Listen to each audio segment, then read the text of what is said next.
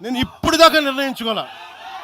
మీరు అంటున్నారు కాబట్టి చెప్తున్నా, తెలంగాణలో జనసేన ఉంటుంది, నేను పోటీ చేస్తా. నేను ఇప్పుడు దాకా ఎప్పుడు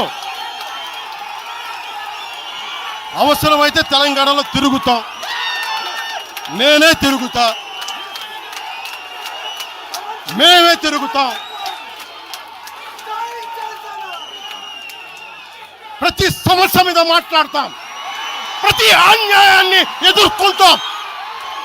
ఏం మాట్లాడతారు మీరు? ఇది తెలంగాణ భారతదేశంలో అంతర్భాగం, మర్చిపోకండి. తెలంగాణ నా దేశం అంతర్భాగం. తెలంగాణ మీరు కూర్చోబెట్టి బెదిరించి రాకూడదు. ఏంటో అవన్నీ భరిస్తాం, చాలా దశాబ్దం పైగా భరించాం.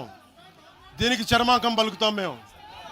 తెలంగాణ ఎవరైతే వ్యతిరేకించారో వాళ్ళందరూ పదవుల్లో కూర్చున్నారు. ఈరోజు కూర్చోబెట్టి తెలంగాణలో ఎవరైతే వ్యతిరేకించారో వాళ్ళు ఎమ్మెల్యేలు అయ్యారు. ఒక్క మాట మాట్లాడలా, కిక్కును మనకుండా కూర్చున్న 12 సంవత్సరాలు. మా నాయకుల్ని పేరు పేరుని అడగండి, ఒక్కొక్కరిని అడగండి, ఇంటర్వ్యూలు తీసుకోండి. ఏ రోజైనా సరే నేను వాళ్ళని ప్రోత్సహించని అడగండి. వాళ్ళు నన్ను వదలలేదు, నన్ను ఏం చేయమంటారు చెప్పండి. దండం పెట్టి చెప్పా, మీరు శుభ్రంగా వెళ్ళిపోయినంటే లేదు, మాకు నీ ఆశయాలను ఇష్టం, మాకు జనసేన భావజాలం ఇష్టం. ఉన్న మహేందర్ కానీ, రాజలింగం గారు కానీ, ఉన్న ప్రతి ఒక్కరు పేరు పేరున, శంకర్ కానీ పేరు పేరున ప్రతి తెలంగాణ జిల్లాలో ఉన్న నాయకులందరూ యువరాజ్యం నుంచి ఉండిపోయారు.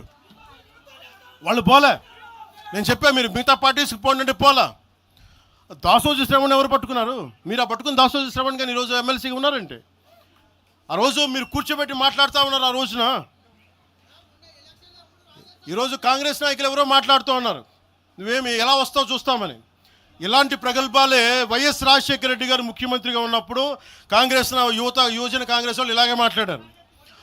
ఆ రోజున తన్ని తగలేసాం ప్రతి ఒక్కడు వచ్చిన వాళ్ళు, గుర్తుపెట్టుకోకండి. ఆ రోజు నాకు నిలబడిన తెలంగాణ యువత నిలబడ్డారు, బస్తీలో నుంచి ఉస్మానియా నుంచి వచ్చిన వాళ్ళు నిలబడ్డారు. ఆ రోజున రాజలింగం గారికి తెలుసు. ఆ రోజు కూడా చెప్పారు ఎలా వస్తుంది. నేను చెప్పా, ఇలాగే ఇంటికి వస్తామని బయలుదేరి